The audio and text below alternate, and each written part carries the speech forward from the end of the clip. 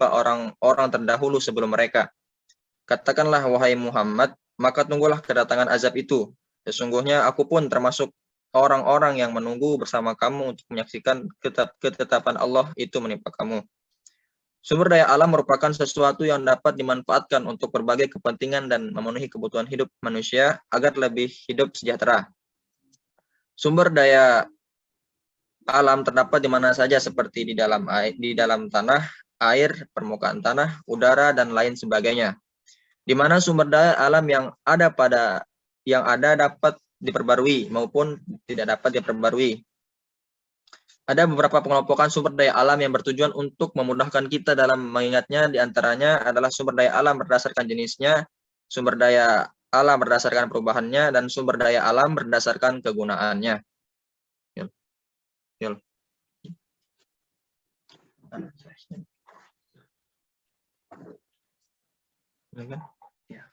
Sumber daya alam berdasarkan jenisnya. Sumber daya alam hayati atau biotik, yakni sumber daya alam yang berasal dari makhluk hidup, contohnya tumbuhan, hewan, dan lain-lain. Sumber daya alam yang non-hayati atau abiotik, yakni sumber daya alam yang berasal dari benda mati, contohnya bahan tambang, udara, air, batu-batuan, dan lain-lain. Materi selanjutnya, sumber daya alam berdasarkan sifat perubahannya. Sumber daya alam yang dapat diperbarui, yakni sumber daya alam yang dapat dipergunakan berulang-ulang kali dan dapat dilestarikan. Contohnya tumbuh-tumbuhan, hewan, hutan, dan lain-lain. Sumber daya alam yang tidak dapat diperbarui adalah sumber daya alam yang tidak dapat didaur ulang, yang hanya bisa digunakan hanya sekali saja dan tidak dapat dilestarikan dan dapat punah atau habis. Contohnya minyak bumi, batu bara, timah, gas alam, dan lain-lain. Adapun sumber daya alam berdasarkan kegunaannya, yaitu sumber daya alam penghasil bahan baku, yakni sumber daya alam yang dapat digunakan untuk menghasilkan benda atau barang, sehingga nilai gunanya akan menjadi lebih tinggi. Contohnya hasil pertanian, hasil hutan, bahan tambang, dan lain-lain. Sumber daya alam penghasil energi, yakni sumber daya alam yang dapat menghasilkan atau memproduksi energi demi kepentingan umat manusia di muka bumi. Contohnya ombak, panas bumi, minyak bumi, dan lain-lain. Dan kemudian kita beralih ke materi selanjutnya yang insya Allah akan disampaikan oleh saudari kami, Syarifi. Kepadanya kami persilakan.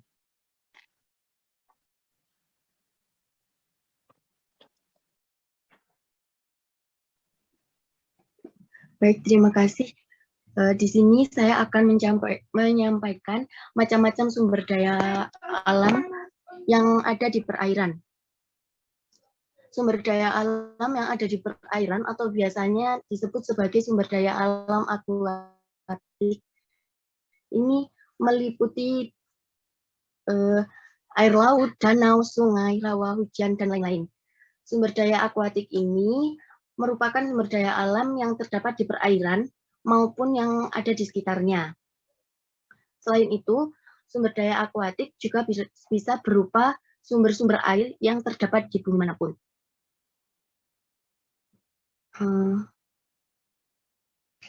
Allah mengadakan lautan yang terhampar luas dan menjadikannya sebagai tempat untuk manusia dan binatang-binatang laut yang bertumbuh kembang sehingga bisa dimanfaatkan oleh manusia sebagai sumber daya. Yang mana dalam lautan tersebut bisa diambil daging-daging segar atau mutiara-mutiara sebagai penghidupan bagi manusia.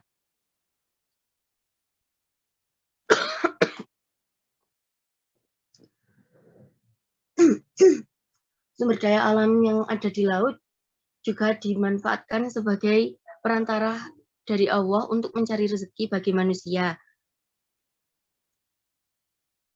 yang dianugerahkan kepada manusia serta memanfaatkannya sesuai tujuan penciptaannya. Dan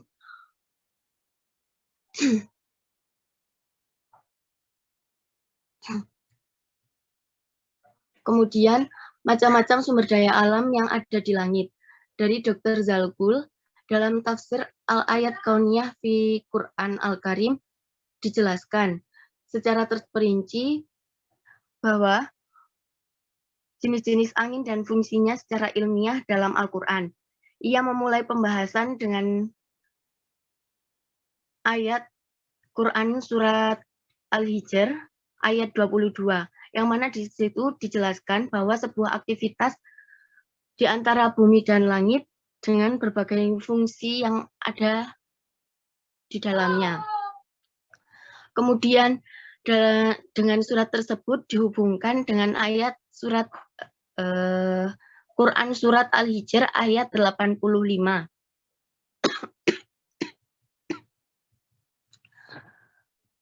Yang mana dijelaskan bahwa udara itu merupakan kumpulan dari berbagai macam gas yang melayang di permukaan bumi.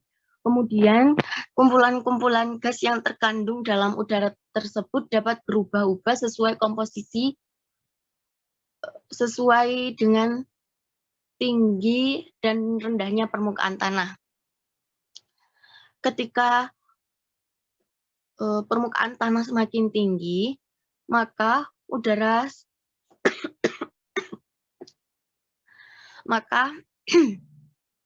udara semakin tinggi dan semakin menipis kadar udaranya. Dan udara yang bergerak itu disebut dengan angin. Udara dalam bentuk angin dapat menggerakkan benda-benda di sekitarnya. Contoh sumber daya alam yang ada di udara adalah sumber daya energi angin dan sumber daya gas. Udara merupakan kebutuhan utama bagi manusia dan makhluk hidup lainnya. Setiap makhluk hidup yang bernafas tentunya memerlukan gas oksigen yang terkandung dalam udara. Oleh karena itu, udara memiliki peran dan potensi yang besar yang harus dilestarikan. Udara yang berwujud angin dapat menghasilkan energi. Oleh karena itu, udara termasuk dalam sumber daya alam. Bahkan, sumber daya alam adalah sumber daya alam abiotik yang tidak terbatas jumlahnya secara umum. Potensi sumber daya alam berupa udara bisa dikelompokkan menjadi dua, yakni sumber daya energi angin dan sumber daya energi gas. Sekian dari saya kembalikan kepada moderator.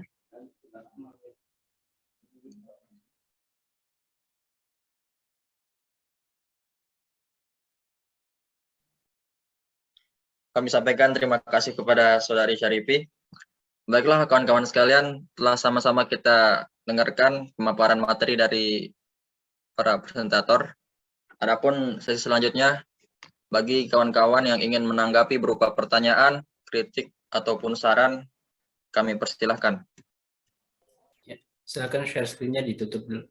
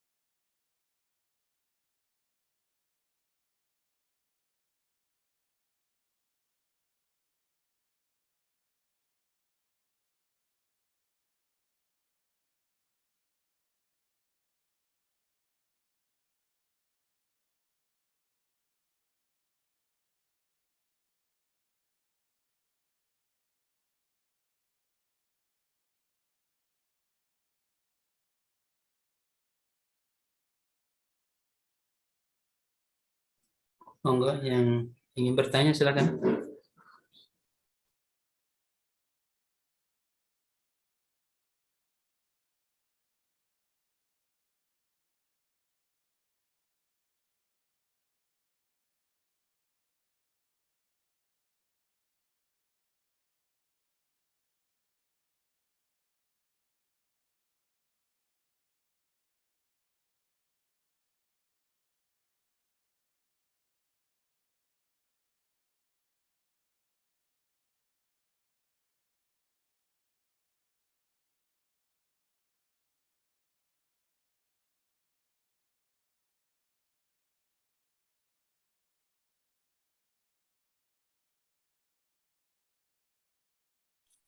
Moderator izin bertanya.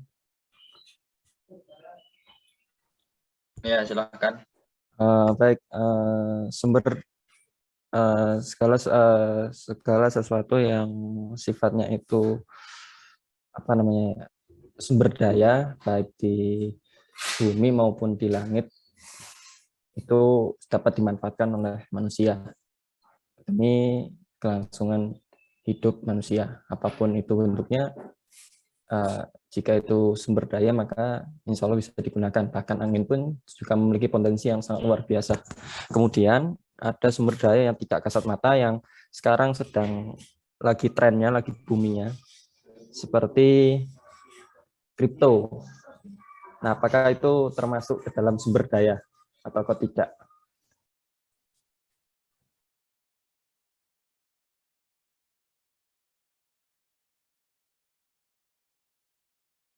Suara saya jelas atau tidak? Atau mungkin Jelas, jelas, jelas. ya, terima kasih. Ya, sama-sama. Silahkan kawan-kawan yang lain yang ingin bertanya. Mungkin Mas Haryono juga bisa menjelaskan sedikit tentang kripto itu apa. Ya, bisa memberikan ilustrasi dulu.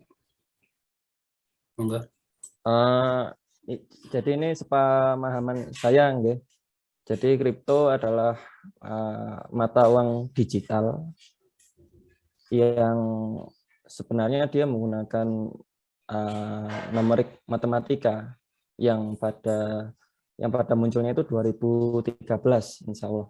Nah, kemunculannya ini dikarenakan dia muncul karena ada di apa namanya, di forex. Kalau forex itu kan kalau kita kenal sebagai mata uang pertukaran mata uang, jual beli mata uang. Nah, di situ tercantum mata uang kripto atau mata uang digital. Kasarannya kayak GoPay. Cuman masalahnya kalau GoPay itu bisa dicairkan dan ada bendanya dan ada yang bukan, kalau GoPay kan misalnya 20.000, kita keluarin 20.000 ya jadinya uang 20.000. Nah, kalau kripto ini dia misalnya uang satu, istilah katakan yang terkenal Bitcoin. Satu Bitcoin hari ini 100.000, besok bisa jadi 120. Jadi kayak hampir mirip seperti itu. Ngoten Ustaz. Mungkin teman-teman juga mungkin sudah mengenal lebih jauh karena sudah jadi trending topik di baik di media sosial maupun di televisi. Bahkan pemerintah juga sudah memberikan pintu yang terbuka untuk kripto ini, Ustaz. Terima kasih.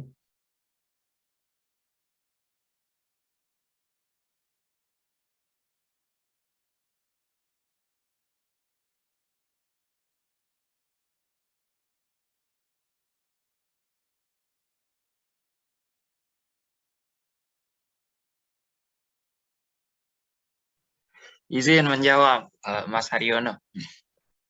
Bismillahirrahmanirrahim. Pertama, kita bahas dulu kripto ya. Kripto, kalau dikatakan sebagai sumber daya, itu benar. Karena dapat dimanfaatkan dan dapat menghasilkan uang. Adapun keuntungan-keuntungan yang didapat dari kripto itu sangat banyak. Seperti dapat mendapatkan keuntungan secara cepat, terus menyeluruh di seluruh dunia, cepat dan mudah, transparan, dan dapat digunakan sebagai alat bayar yang banyak di e-commerce komersial. Akan tetapi, walaupun terhitung sebagai sumber daya alam, belum tentu walaupun kripto ini terhitung sebagai sumber daya, akan tetapi belum tentu kripto ini termasuk sumber daya yang halal. Karena keputusan fatwa ulama, Fatwa Majelis Ulama Indonesia yang ke-7 yang digelar pada tanggal 9 bulan 11 di Jakarta, yang dipimpin oleh Menteri Agama, ijma itu diikuti oleh 700 peserta. Dan dihadiri oleh pimpinan MUI Provinsi, pimpinan Komisi Fatwa MUI Provinsi, dan lain-lain yang tinggi-tinggi itu. Keputusannya adalah penggunaan kripto sebagai mata uang adalah hukumnya haram karena mengandung gharar, doror, dan bertentangan dengan Undang-Undang Nomor 7 Tahun 2011 dan Peraturan Bank Indonesia Nomor 17 Tahun 2015. Kemudian yang kedua adalah kripto sebagai komoditi atau aset digital tidak sah diperjualbelikan karena mengandung gharar, doror, qimar, dan tidak memenuhi silah secara syar'i, yaitu wujud fisik atau memiliki nilai yang diketahui jumlahnya dengan pasti, atau hak milik dan bisa diserahkan kembali ke pemilik. Yang ketiga, kripto sebagai komoditi atau aset yang memenuhi syarat sebagai silah yang memiliki underlying serta memiliki manfaat yang jelas hukumnya, itu sah dipergunakan. Jadi, kesimpulannya adalah semua sumber daya alam bisa saja dimanfaatkan, akan tetapi tidak semua sumber daya alam itu halal. Sumber daya alam yang hewan saja ada yang haram, yaitu babi. Itu haram. Nah, tapi itu bisa dimanfaatkan oleh sebagian manusia yang tentu saja itu haram. Nah, begitupun dengan kripto ini. Walaupun bisa dimanfaatkan, akan tetapi karena keputusan fatwa MUI itu hukumnya haram. Demikian, Haryono. Oke, terima kasih banyak Mas Yolan atas penjelasannya.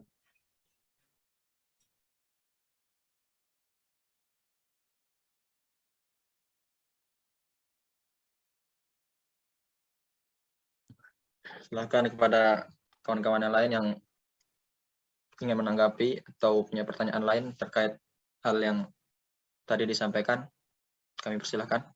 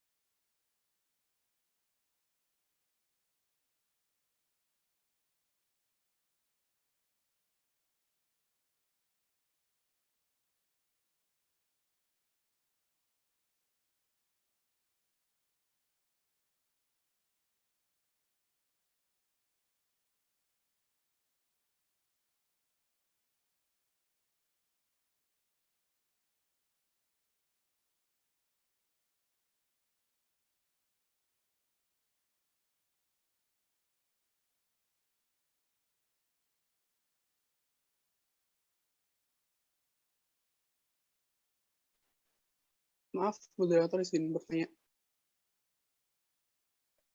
Ya, kami persilahkan ya. Idam. Oke. Baik, sebelumnya bismillah, assalamualaikum warahmatullahi wabarakatuh. Saja ya. Jadi pertanyaannya, dari banyaknya sumber daya alam yang sudah disampaikan oleh teman-teman tadi, yang di langit, yang di bumi, yang di perairan, jika teman-teman presentator diberi kesempatan dan kuasa untuk memilih satu saja sumber daya alam dari banyaknya sumber daya alam tadi yang sudah teman-teman sebutkan, sudah teman-teman jelaskan, untuk memaksimalkan sebaik mungkin karena melihat besarnya dampak atau sisi kebermanfaatan yang dihasilkan dari sumber daya alam tersebut, teman-teman akan memilih yang mana dan kenapa. Saya itu saja. Terima kasih. Wassalamualaikum warahmatullahi wabarakatuh. Waalaikumsalam warahmatullahi wabarakatuh.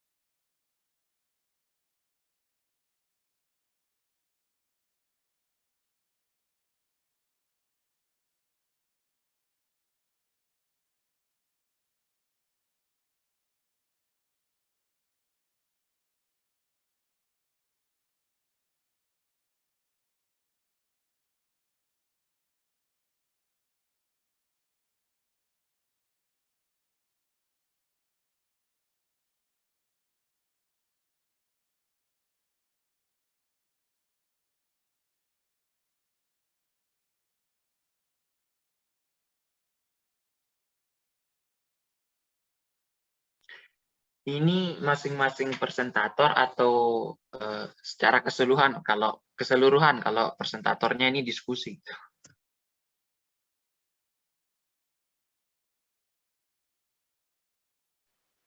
Baiknya sih seperti apa? Kalau menurut presentator, kalau memang mau diskusi dulu, silakan juga. Yes. Lebih baiknya itu sekali-kali gitu. Menurut satu kelompok ini boleh. aja gitu ya, bukan. Oke.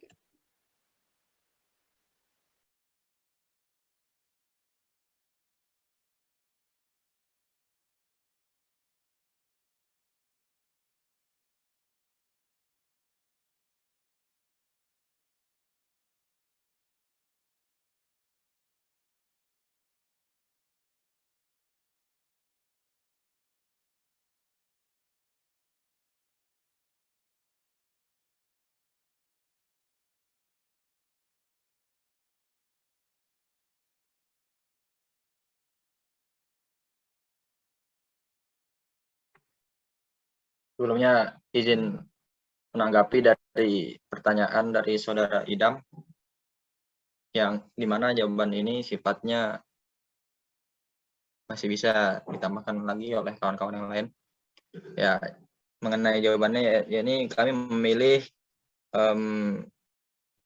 sumber daya alam yang ada di laut. Mengapa? Karena seperti kita ketahui bahwa di Indonesia sendiri, wilayah lautnya itu lebih banyak presentasinya daripada wilayah daratnya. Dan laut ini sebagai aset nasional memiliki banyak manfaat bagi kehidupan manusia. Misalnya, sebagai jalur transportasi, kemudian sumber makanan, kemudian sumber energi dan pertambangan, kawasan perdagangan, hingga wilayah pertahanan keamanan.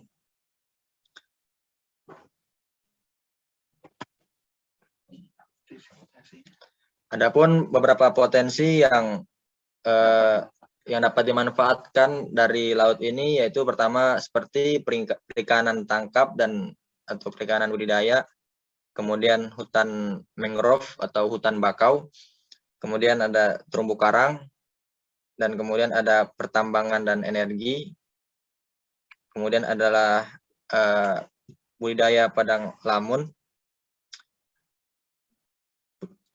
Budidaya padang lamun ini seperti tumbuhan yang berbunga yang hidup di bawah permukaan air seperti itu. Kemudian pariwisata tentunya. Mungkin demikian dari saya, mungkin teman-teman yang lain akan tambahkan.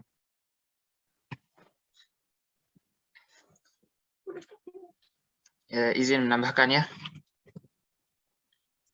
Jadi di dalam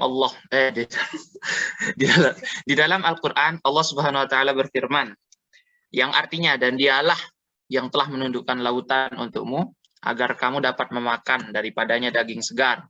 Dan kamu mengeluarkan dari lautan itu perhiasan yang kamu pakai. Dan kamu melihat bahtera berlayar padanya, supaya kamu mencari keuntungan dan karunia-Nya, supaya kamu bersyukur. Jadi dapat disimpulkan bahwasannya lautan itu memiliki banyak manfaat bagi manusia. Orang-orang di sekitaran pesisir atau nelayan sudah bisa bertahan hidup hanya dari lautan tersebut. Demikian pula sumber daya laut Indonesia sangat luas, tidak hanya berupa ikan, tapi juga bahan tambang dan lain-lain. Tapi yang paling besar itu adalah sumber daya perikanan merupakan sesuatu potensi sumber daya alam yang ada di lautan yang paling besar di Indonesia. Karena laut Indonesia merupakan laut yang paling luas, memiliki laut yang luas ketimbang daratannya. Dan perhiasan-perhiasan seperti mutiara dan lain-lain dapat ditemukan di lautan. Pertambangan tidak hanya didapatkan di daratan, tapi di lautan juga. Terus, kemudian wilayah pariwisata, dari pantainya sampai ke tengah lautan merupakan sesuatu yang bisa dimanfaatkan. Seperti wisata bisnis, wisata pantai, wisata budaya. Sesuatu yang di laut merupakan sesuatu yang halal, karena di dalam Rasulullah pernah bersabda,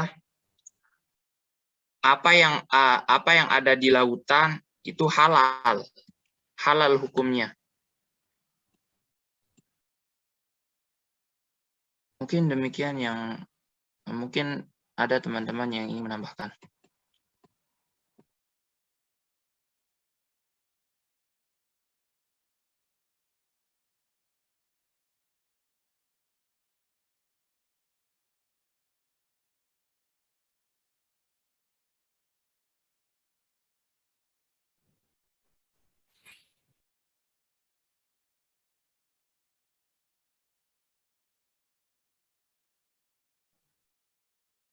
Bagaimana Saudara Idam? Apakah ada yang mau ditanggapi terkait dengan jawaban tadi atau bagaimana? Sudah cukup sekali sih sebenarnya, sudah kompleks sekali tadi disebutkan.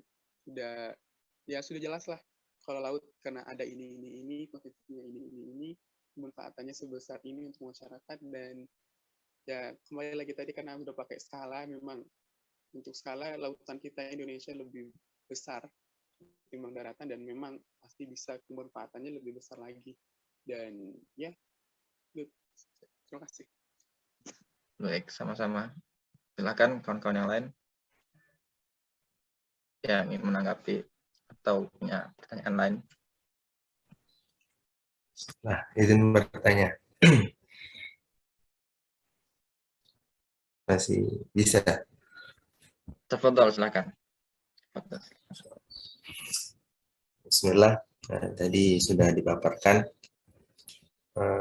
bagaimana dahsyatnya sumber daya alam yang Allah berikan kepada manusia. Di samping itu pula Allah berikan amanah kepada manusia, pada makhluknya untuk menjaga dan melestarikan karunia Allah tersebut.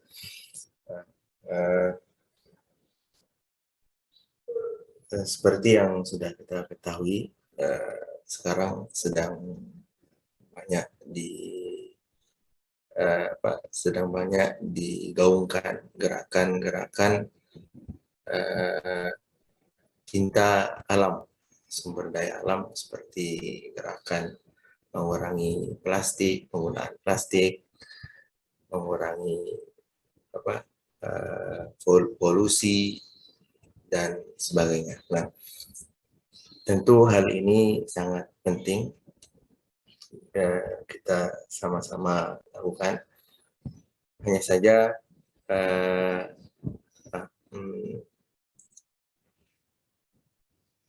penyampaian atau kesadaran yang ada pada diri manusia, khususnya generasi muda, untuk hal itu atau kepekaan yang ada pada diri generasi muda sangatlah minim untuk peduli akan hal-hal tersebut. Bagaimana mungkin cara yang ampuh untuk menurut para presentator dalam mensosialisasi hal-hal seperti ini. Jadi penjagaan dan pelestarian sumber daya alam sehingga menjadi bentuk rasa syukur kita kepada Allah Subhanahu wa taala. Yang pertama, yang kedua sudah disampaikan tadi ayat qul unzuru madza fis samawati wal ardh. Apakah ayat ini juga mengandung makna untuk penganjuran untuk kita melakukan rihlah, melakukan perjalanan untuk mentadaburi atau bertafakur kepada ciptaan-ciptaan Allah Subhanahu wa taala, sehingga bahasa kita itu untuk anjuran untuk berwisata, sehingga seperti yang sudah diprogramkan oleh Gubernur di Nusa Tenggara Barat, yaitu berwisata halal istilahnya. Apakah seperti itu bagian dari makna ayat yang telah antum sampaikan tadi. Syukran.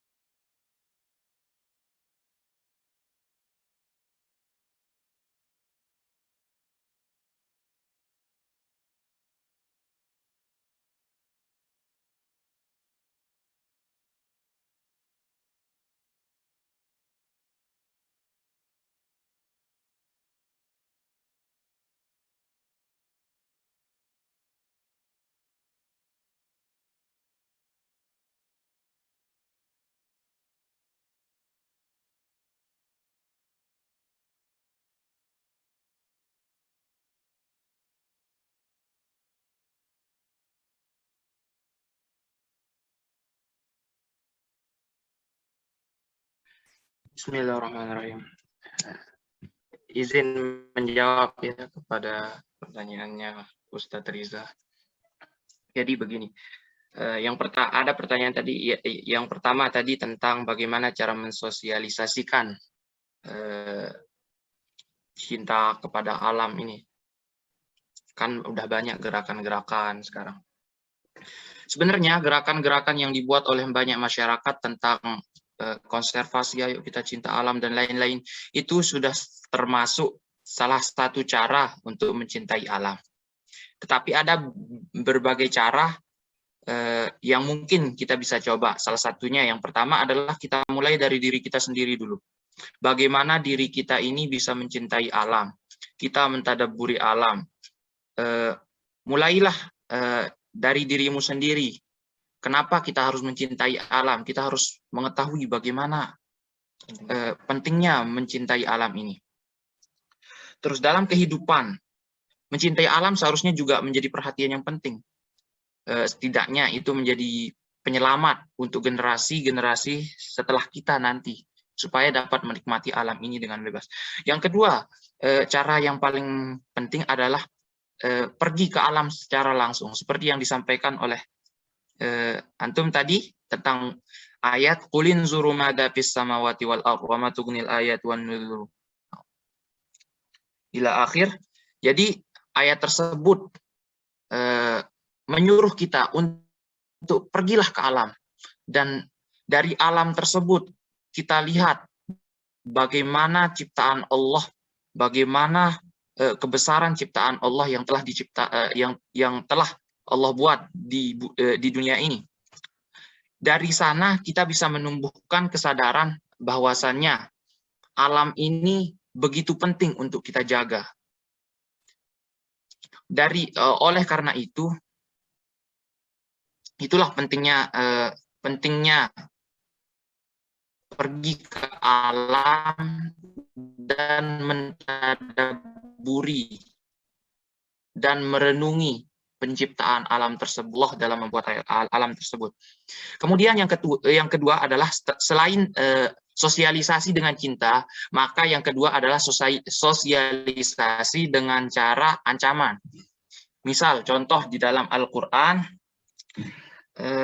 kita jelaskan bahwasannya di dalam Al-Qur'an surah Ar-Rum ayat 41 jelaskan bahwasannya zaharal fasadu fil barri wal bahr bima kasabat aydin nas liyudhiqahum ba'dalladzi amilu la'allahum yarji'un. Telah tampak kerusakan di darat dan di bumi disebabkan perbuatan tangan manusia. Nah, oleh karena itu, karena perbuatan manusia yang semena-mena terhadap alam, maka kita perlu menyadarkan manusia. Kita bersama-sama mengajak dan mensosialisasikan kepada seluruh manusia supaya sadar bahwasannya penyebab alam ini rusak dikarenakan manusia. Jikalau alam ini ditinggalkan oleh manusia, para ilmuwan berpendapat bahwasannya alam ini akan pulih. Akan tetapi, jikalau tetap ada manusia dan terus berkembang lalu merusak alam tersebut, maka bisa jadi alam ini akan menjadi hancur dan punah. Mungkin demikian, Saudara Riza Mul Malik Akbar. Mungkin ada teman-teman yang bisa menambahkan.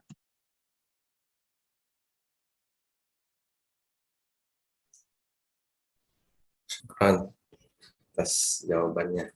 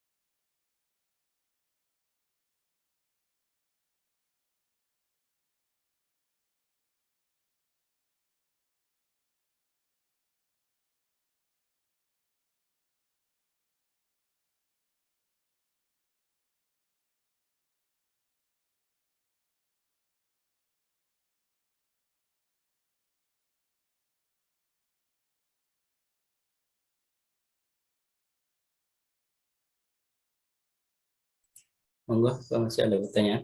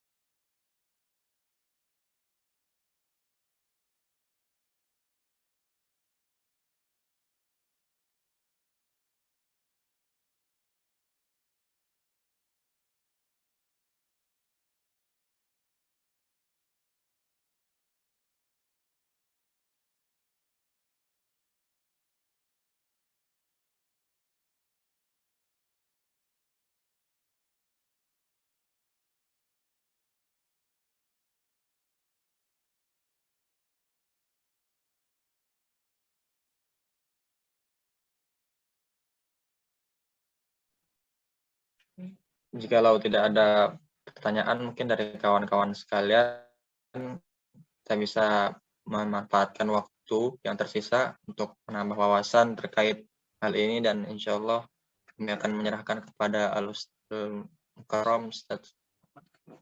Oke, baik. Terima kasih. Terima kasih saya sampaikan kepada rekan-rekan kelompok presentasi hari ini yang sudah menyiapkan dan mempresentasikan makalahnya dengan baik, dan juga teman-teman semuanya yang ikut berpartisipasi dalam diskusi kita pagi hari ini. Tema kita yaitu berkaitan dengan sumber daya alam ya, sebagai karunia Allah untuk manusia. Memang kita awali dari sesuatu yang paling dasar dulu, yaitu dengan mengenal sumber daya alam apa saja yang ada di dunia ini ya. Dan tadi sudah dijelaskan ada 3 bagian sumber daya alam. Sumber daya alam yang ada di bumi, kemudian ada di lautan, dan juga ada di udara. Dan ini sesuai dengan beberapa ayat dalam Al-Quran Karim, dan tadi semua sudah disinggung. Jadi tujuan daripada pembelajaran ini ya, selain untuk mengetahui apa saja sumber daya alam itu, yang terpenting adalah bagaimana kemudian kita menyikapi sumber daya alam ini ya. Karena tadi sebagaimana ayat yang disebutkan, wa ma khalaqnas samawati wa ma bainahuma la'ibin ya. Jadi terus ada juga ayat lain yang mengatakan wa ma khalaqnas samawati wal arda wa ma bainahuma batila ya. Artinya sumber daya alam ini adalah modal utama ya bagi manusia untuk bisa eksis. Jadi kalau kita mengingat pada saat Nabiullah Adam alaihissalam diturunkan ke bumi, ini bukan berarti di bumi tidak ada apa-apa, tapi telah Allah siapkan ya segala sesuatunya agar manusia bisa eksis di bumi ini. Maka ada udara di sana dan segala macamnya ya yang berada di atas kita, ada lautan yang membentang luas ya, yang di dalamnya terdapat banyak sekali sumber daya alam ya, dan juga di bumi ini ya. Nah, tinggal kemudian bagaimana manusia itu mensyukurinya.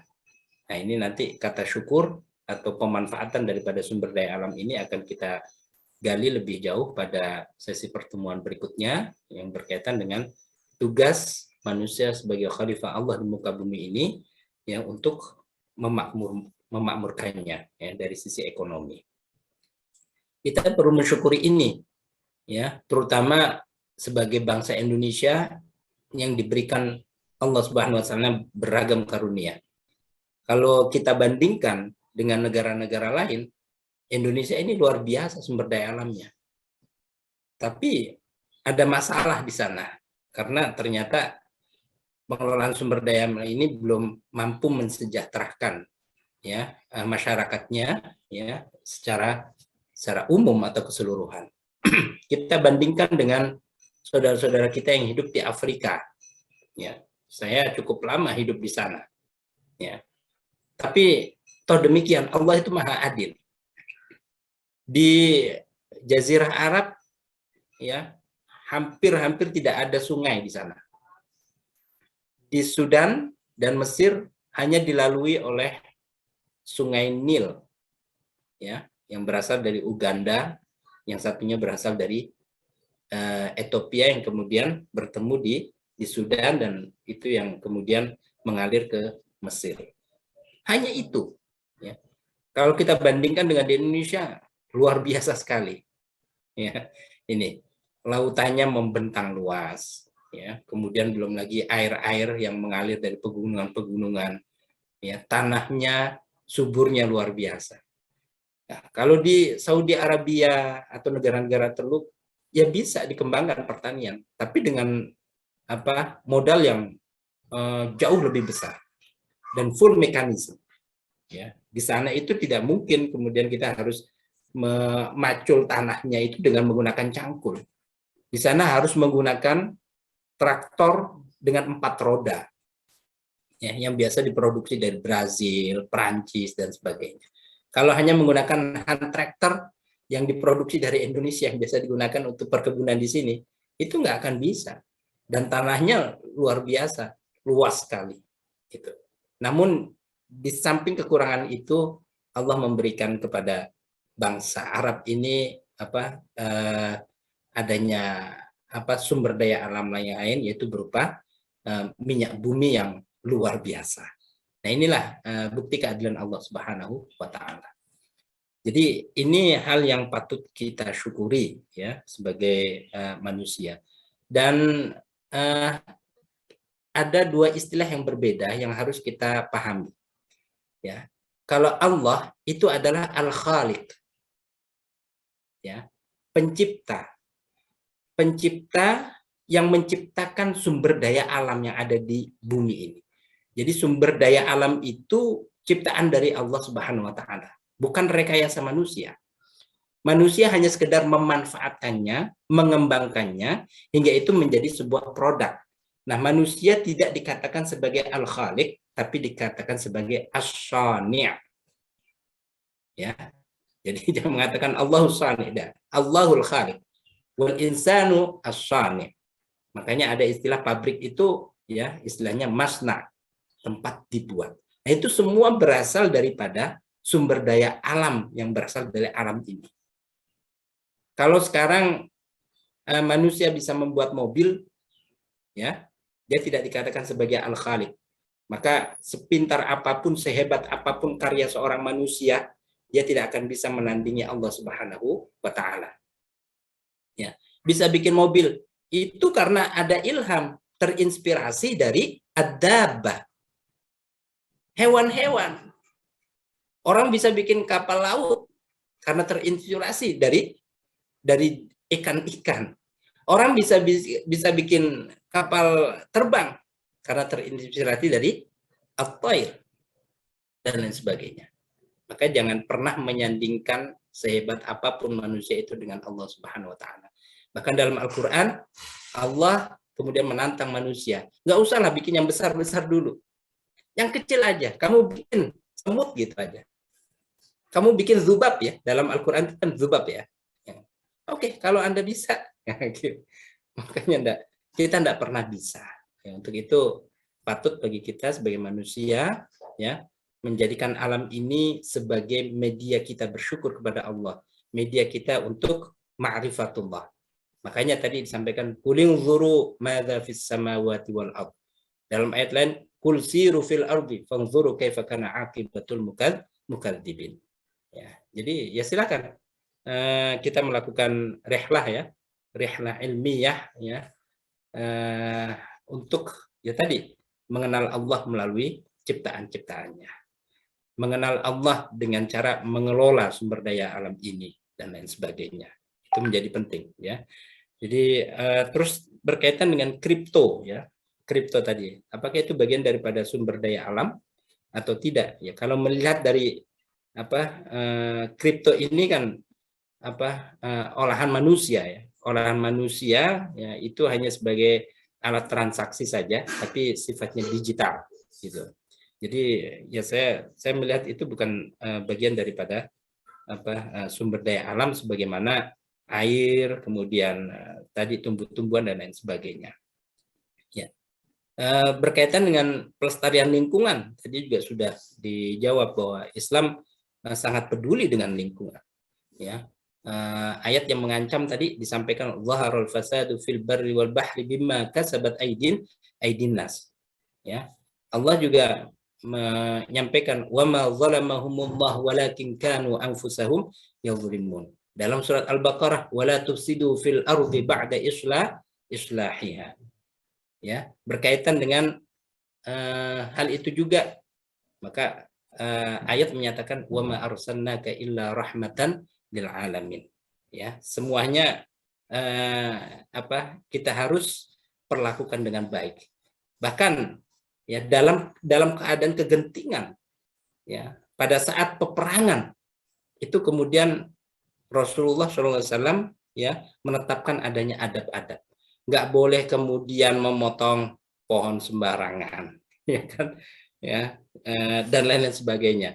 Dalam berhaji, ya nggak boleh kemudian hewan-hewan yang ada di haram itu kita bunuh begitu saja. Itu ada damnya. Itu penghargaan Islam terhadap lingkungan yang begitu luar biasa. Ya, jadi ini ya penting untuk kita sadari. Kita sekarang sudah mengenal, ya berikutnya nanti akan kita kembangkan tugas apa ini sebagai manusia sekarang ini untuk bisa memanfaatkan sumber daya alam yang begitu melimpah di dunia ini. Ini akan kita bahas nanti pada pertemuan berikutnya. Maka nanti juga ada pembahasan mengapa harus manusia, mengapa tidak jin, mengapa tidak malaikat. Gitu kan? Ya. Ya ayyuhalladzina amanu taqullaha wa qulu qawlan sadida yuslih lakum a'malakum wa yaghfir lakum dzunubakum. Terus itu inna 'aradna al-amanata 'ala as-samawati wal ardi wal jibali fa abaina ay yahmilna wa ashfaqna minha wa hamalaha al-insan. Itu. Ya. Itu akan kita bahas ya. Cuma nanti saya ingin ada tambahan ya. Kita ingin mengetahui sejauh mana perkembangan pengelolaan alam ini melalui sektor industri. Nanti coba ingin nanti kita ingin tambahkan ya teman-teman di kelompok kedua nanti menambahkan tentang tahapan era industrialisasi. Ya, jadi kita mengenal era industri 1.0 ya, terus 2.0 dan sampai sekarang sudah sampai era civil society ya, kalau nggak salah. Itu yang 5.0 itu. Nanti silakan biar kita mengetahui ya, ini mengalami perkembangan seperti ini loh dari zaman Nabi Adam hingga sekarang seperti apa. Oke, baik itu saja tambahan dari saya. Mudah-mudahan ada manfaatnya. Ya, sekali lagi terima kasih pada kelompok peserta hari ini dan juga semua teman-teman yang sudah hadir. Mudah-mudahan apa yang kita bahas ini mendapatkan ridha dan manfaat untuk kita semuanya. Amin Allahumma amin. Ya. Berikutnya silakan ke Mas Faras untuk bisa menutup sesi pertemuan ini. Alhamdulillah Rabbil Alamin. Kami sampaikan terima kasih banyak kepada Al-Ustaz Muhammad Hafizullah. Dan kami juga ingin berterima kasih kepada kawan-kawan sekalian yang telah berpartisipasi dalam pertemuan ini. Demikian pertemuan pada pagi hari ini. Semoga kita semua dapat mengambil manfaat dan hikmah. Demikian, wassalamualaikum warahmatullahi wabarakatuh. Waalaikumsalam warahmatullahi wabarakatuh. Betul. Ya. Syukran Ustaz. Sama-sama. Jazakumullah. Ya.